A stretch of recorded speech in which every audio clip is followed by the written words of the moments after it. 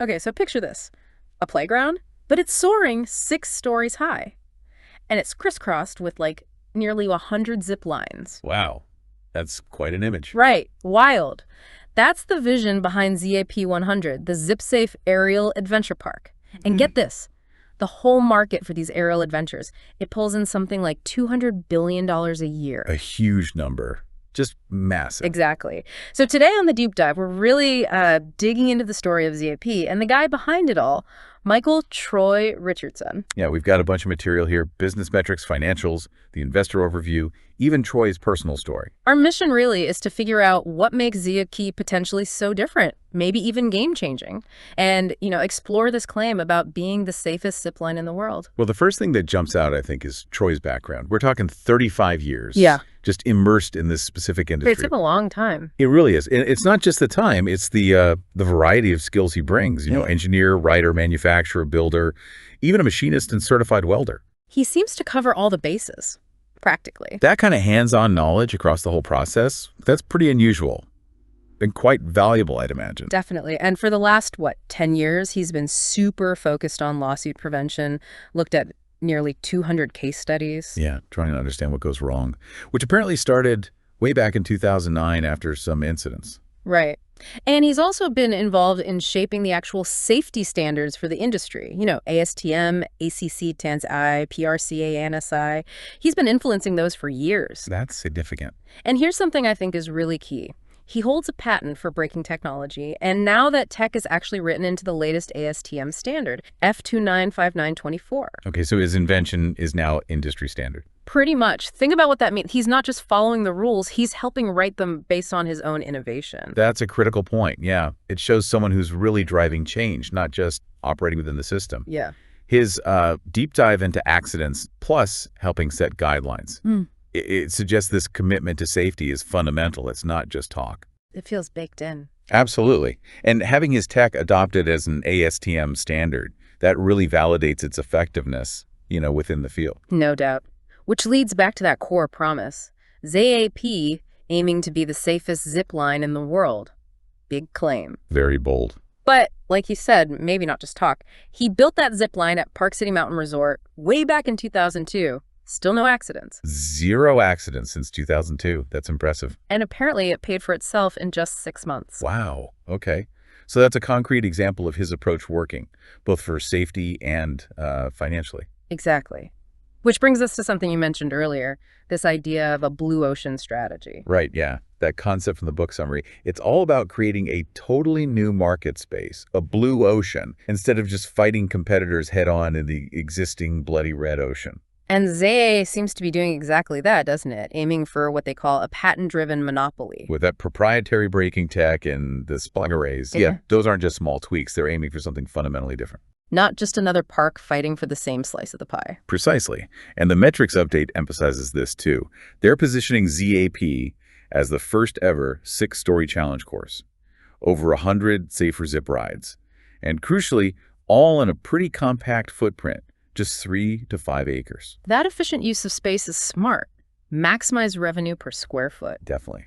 And it really contrasts with some potential competitors they mentioned. Yeah, like CLAS Ropes in Provo. Been around forever, apparently, but limited space, only 7 zip lines. Right. And then you have Sundance Zip Tour and Zipline Utah, both of which Troy himself investigated after safety issues. And Zipline Utah actually got shut down after an inspection, right? That's what the material says.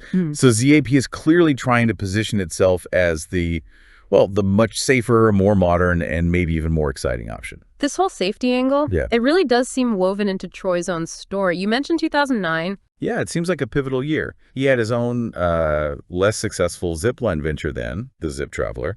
But more significantly, he investigated a fatal accident somewhere else that same year. Those things seem to have really, shaped his focus. You can see how that would spur a decade-long deep dive into accidents. Over 200 of them. And that research wasn't just academic. It directly led to developing that lightweight safety trolley in 2016. He saw problems, real-world tragedies, and engineered solutions. So the safety features at ZAP reflect that journey. You've got the special braking trolleys. The friction braking ones. And the e-brakes, too, those telescoping spring arrays. Like a backup system. Right, a secondary brake. Plus, they're talking about way more staff training, 90 hours a year. Compared to an industry standard of 40? Yeah, that's more than double. A big commitment. And they're emphasizing meticulous records, too. Inspection reports, incident logs. All about managing risk and showing due diligence, Mm. which honestly sounds critical given what the pro forma mentions about insurance becoming harder to get in this industry. Oh, right. Some big insurers are backing away from zip lines. Seems like it. So if ZAP can demonstrate through engineering and training that they are genuinely a lower risk, that's a huge advantage. They're tackling that insurance challenge head on. But it's not just about safety and thrills, is it? There's this whole other layer. The inclusivity aspect, yeah, that's really compelling, taking inspiration from Morgan's Wonderland. Which is that amazing park in San Antonio for people with special needs. Yeah, exactly. So ZAP is planning an all-abilities park. The idea that even someone using a motorized wheelchair could ride the zip lines, that's pretty groundbreaking. It really is. It taps into a whole different market segment, one that's often overlooked. And it shows a different kind of mission. Definitely. And this framing of ZAP as a storytelling wellness center, not just an amusement park. Yeah, what does that mean exactly? Well, designing attractions to sort of foster resilience, connection, adventure. It suggests a more holistic, maybe even therapeutic experience. Plus that goal of giving free passes to a third of patrons with diagnosed disabilities. That's a major social commitment. It's ambitious. And then there's that zips and ladders idea. Yeah. Life-size board games on a 6-story structure. Wow. Sounds fun and very different. Super creative. Blending the physical challenge with something familiar and engaging sets it apart. Okay, so let's shift to the money side for a second. The investor overview.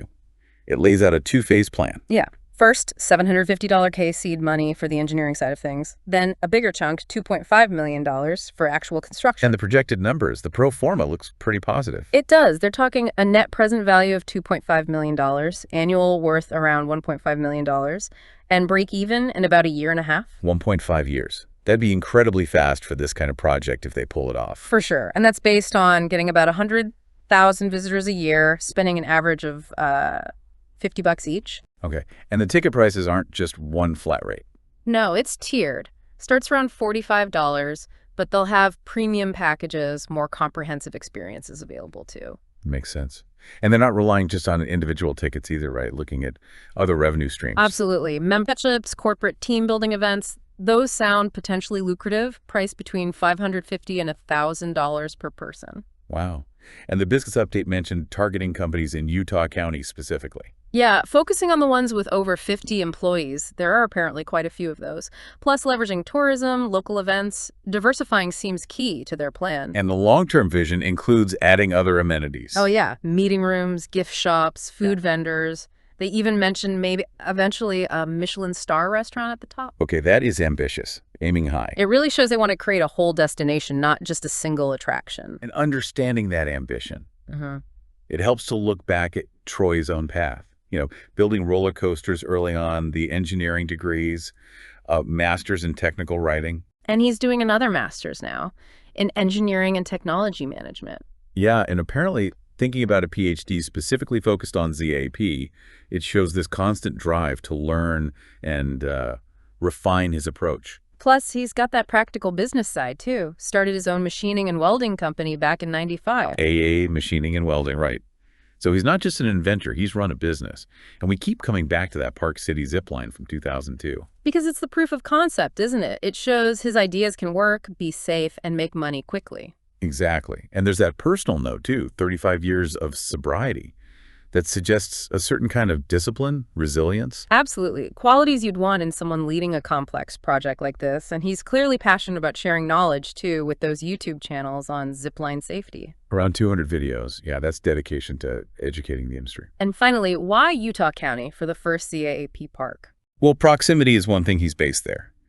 And it allowed him to put together this local advisory board, you know, doctors, a ropes and rescue expert, people with relevant local knowledge. Smart move. Get local expertise involved early. And the demographics look pretty good, too. You've got BYU and UVU nearby, huge student populations, plus all the school districts. Adds up to, what, around 700,000 potential local customers? That's a solid base to draw from, especially for something unique like zips and ladders. Definitely. Okay, so let's try and pull this all together for you listening. What really stands out about ZP? I mean, number one has to be the safety aspect, driven by that patented tech. Right. Then there's this sheer innovation of the six-story design, packing so much experience into a smaller area. And that focus on inclusivity, making it an all-abilities park, that feels genuinely different. Absolutely.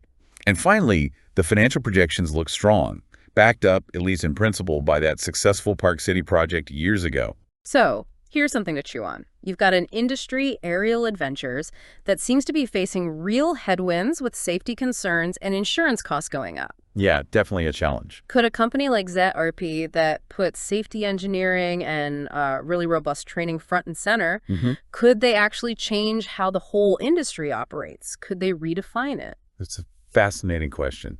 And it makes you wonder what other industries, ones that maybe feel mature or established, are just waiting for that kind of blue ocean shakeup, driven by a real deep focus on safety or maybe some other core value that's currently underserved. Gives you pause for thought, doesn't it? If you want to follow Troy's work, his profile is up on LinkedIn.